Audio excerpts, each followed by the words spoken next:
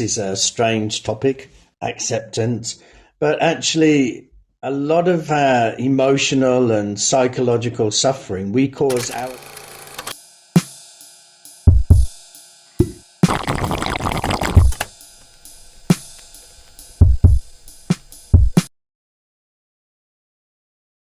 Thank you for joining. How are you this evening?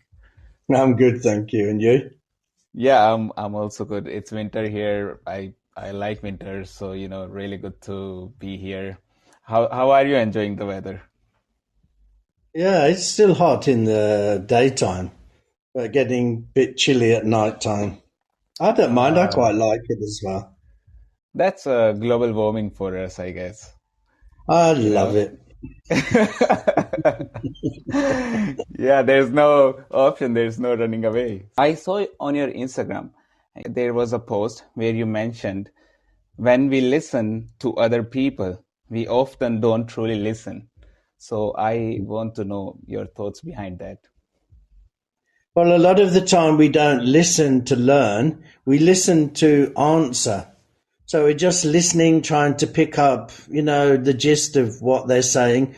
And halfway through listening, when we think, okay, I know what they're saying now, then you start to devise in your head, what are you going to say?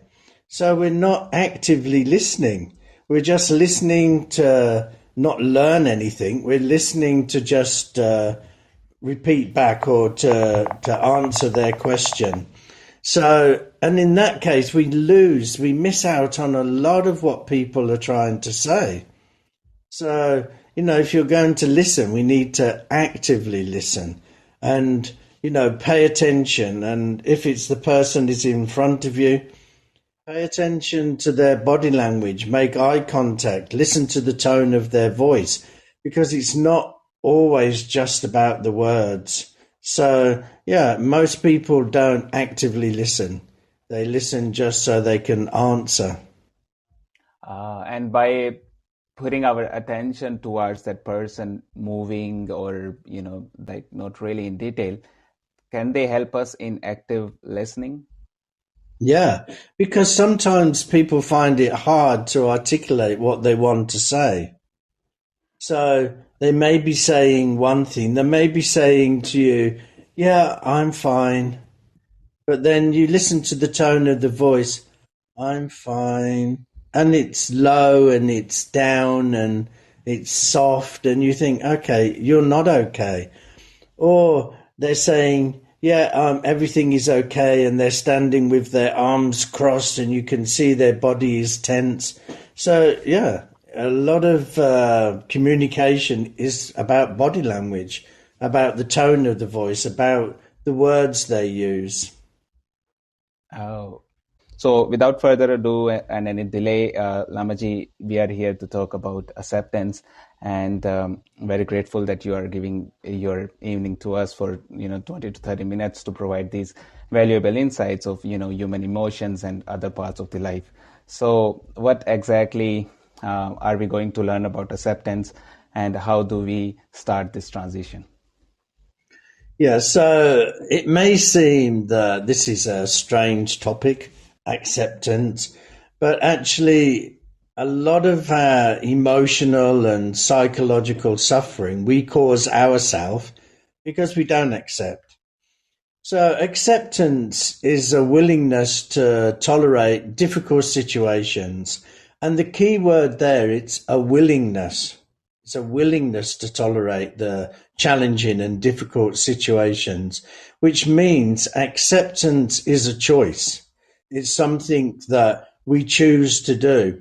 It is never passive. So a lot of people think if I accept something, it means that they've won and I've lost, or I'm being giving in. So it doesn't mean that. It's never meant that. So when we accept things, it's a willingness to accept. It's about seeing things as they truly are.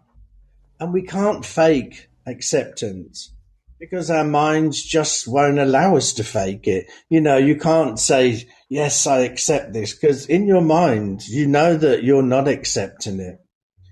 So sometimes acceptance is the only logical thing that we can do.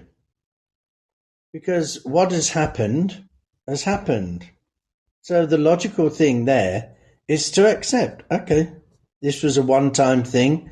We lost this time. So accept it. But we don't. We try to fight it. We try to, change it. And the problem with that is that it means that because we're not really acknowledging the problem, what we're doing is we're denying. We're in denial. So we resist what is already a fact, has already happened. And it's important for us to really accept things because it helps us to move on. And we don't waste our energy on trying to control things that are out of our control. So does Alcoholics Anonymous have a wonderful prayer, and it goes like this: grant me the serenity to accept the things I cannot change, courage to change the things I can, and wisdom to know the difference. And that's the important thing about acceptance. So when you're in a challenging or difficult situation, what you need to do is, instead of, getting all tangled up and all, upset by it and angry, is to ask yourself a simple question. What is in my control here? And what is not in my control? If something is in your control, then go ahead, control it, deal with the situation. If something is not in your control, the only logical thing we can do is accept it. Because the more that we fight something out of our control, the more it just stays out of our control. Become negative and tell people about it and talk about it and cry about it and worry about it. But at the end of the day, it is still out of your control. So by accepting things, it's not giving in, it's not being passive, it's being logical. That this has happened, this is out of my control. The only thing I can do is accept, so I can then move on. If I don't accept, I'm just spending all that emotional and psychological power worrying about something that I can do nothing about. There are many, many things. Most things in this world are out of our control. But what's in our control are our thoughts, our feelings, our behavior, our actions, the way we speak. All of these are in our control. But what other people do, what other people say, the way other people behave is not within our control. So acceptance is a way for us to be able to move forward, to be able to acknowledge reality instead of, thinking catastrophic thoughts, this is going to happen or that's going to happen.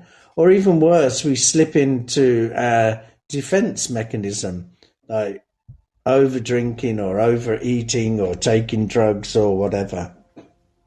So it's about acknowledging something that is not in our control, something that we can't, do anything about. We can't change that situation. So instead of wasting our energies, we then spend our energy on accepting.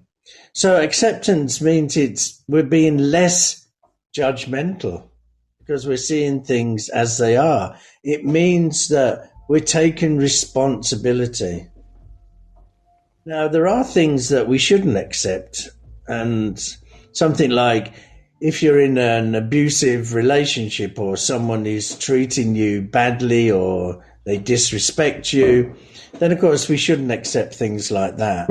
And if you're being harassed or taken advantage of at work, then of course we shouldn't accept that.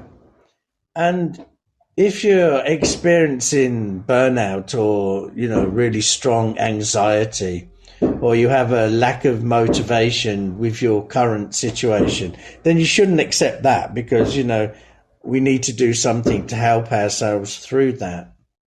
And we shouldn't accept obstacles that stand in the way that stop you from being who you are. So there are certain things that, we shouldn't accept. But mostly when we come up against challenges, when we come up against difficult situations, then we should accept them if we cannot control them. Though people never really teach us about acceptance, it is so important for us. And a lot of the time we don't accept because of our ego, because we think that, somebody did this to us or somebody did that or that happened to us. And so we don't accept. But what we're doing there is just making matters worse for ourselves. So it's important to understand that acceptance is a choice. It's your choice. It is never passive. It's never about giving in. It's about seeing the world realistically. It's about taking responsibility for the things you can control and the things you can't control. So, Actually, yeah, I mean, you were saying as the willingness to accept, and you also said that seeing things as they are. If I could just, jump in a little and ask about this thing, when most of the times, even in some sort of preaching and other things also, I see often people saying, and I have seen myself saying as well, that seeing things as they are. And I think it will be really, insightful for the listeners if we can just, put a little bit thoughts on how actually things are when we say seeing things as they are. What do we actually mean by that? yeah, I mean, that is a good question because when we actually see things as they are, of course, we never ever see things as they are. Yes, Not because we have fully, because perceptions mostly. yeah, because exactly. We all have different upbringings, we all have different backgrounds, education, life experiences. So we all see the world through those, through our perspective, through our emotions, through our biases, our discriminations and concepts. So that's how we see the world. But in this instant, what I'm talking about is that say that you plan to go out at the weekend for a picnic and you got all your friends and you arranged it all and everybody organized how we were going to get there and organized all the food and everything was planned. And then when you woke up at the weekend, it rained and it was raining heavy and you couldn't do. So the reality there is it's raining. You can't go. You can't sit outside. So instead of trying to, oh no, we planned this and how terrible it is and everybody's going to be let down and what are we going to do? Instead of that type of thinking, we can see the reality is it is raining. We can't go. So that part we can't control. But what we can control is that we can say, okay, everybody come round to my house then, and we'll have the picnic inside and we'll have a day of fun inside. That is in your control. So that is what I'm talking about here. It's about seeing that we cannot change certain things. So they've happened. We can't change that. So then if we can't change anything, we have to accept it and start moving on. So first of all, we accept and then we can let go. Because until you've really fully let something in, you're not going to be able to let it out.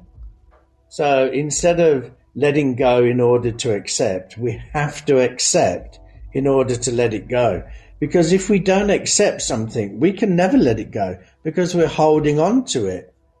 We're holding tight to it. So we're never going to be able to let it go. So acceptance, I would say, comes first. And then that is the beginning of letting it go, moving on.